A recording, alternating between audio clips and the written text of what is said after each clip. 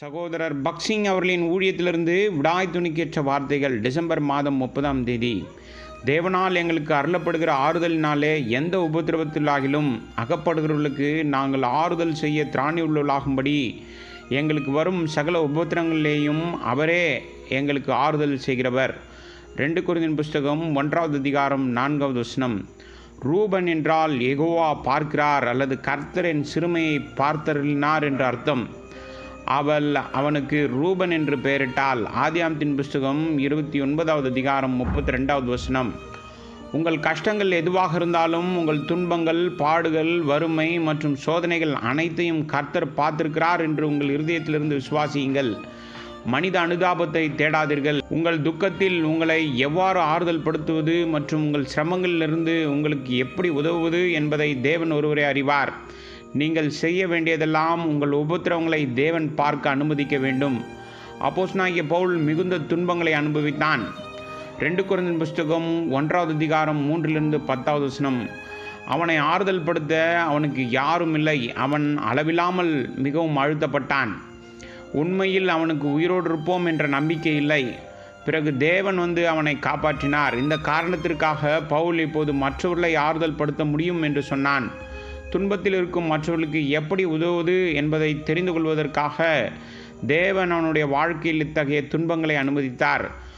ஒருவேளை உங்களுக்கு பிரச்சனைகள் வந்திருக்கலாம். நீங்கள் தேவனுக்கு எதிராக முணுமுணுத்திருக்கலாம். ஆண்டவரே, நான் உமக்கு எதிராக எந்த தவறும் செய்யவில்லையே, என் வாழ்க்கையில் ஏன் இத்தகைய பாடுகளை நீர் அனுமதித்தீர்? உங்கள் பாவங்களுக்கான தண்டனையாக தேவன் இந்த துன்பங்களை உங்களுக்கு அனுப்பவில்லை. மாறாக இதே போன்ற தேவையில் உள்ள பலருக்கு நீங்கள் ஆறுதல் அளிக்கும் வகையில் உங்களுக்கு பயிற்றுவிப்பதற்காக இப்படி செய்திருக்கிறார். நம்முடைய எல்லா துன்பங்கள், துக்கங்கள் மற்றும் கஷ்டங்கள் மூலம் தேவன் நம்மை ஒரு பரலோக ஊழியத்திற்கென்று ஆயத்தப்படுத்துகிறார்.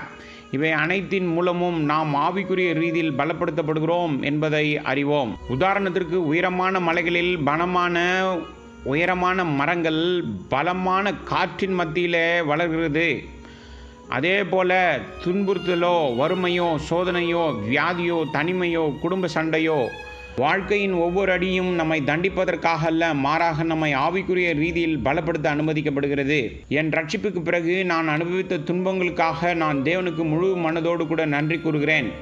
1927வது வருடம் முதல் 1935வது வருடம் வரை தேவன் என் வாழ்க்கையில் எல்லா வகையான துன்பங்களையும் அனுமதித்தார். அவைகளுக்காக நான் தேவனுக்கு நன்றி கூறுகிறேன். அவர் எனக்கு கிருபை அருளினார். நான் எப்போதாவது முணுமுணுத்ததாக எனக்கு தெரியவில்லை.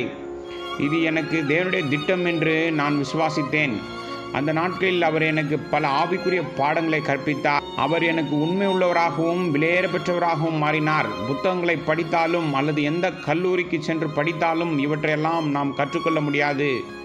கர்த்தர் உங்கள் உபத்திரவத்தை கண்டார் என்பதை நினைவில் வையுங்கள். நீங்கள் ஆறுதல் அடைவீர்கள். தேவனுடைய இருதயத்திற்கு மிக அருகில் கொண்டு வரப்படுவீர்கள். இதனால் நீங்கள் மற்றவர்களுக்கு ஆறுதல் அளித்து அவர்களுக்கென்று நீங்கள் ஊழியம் செய்ய முடியும்.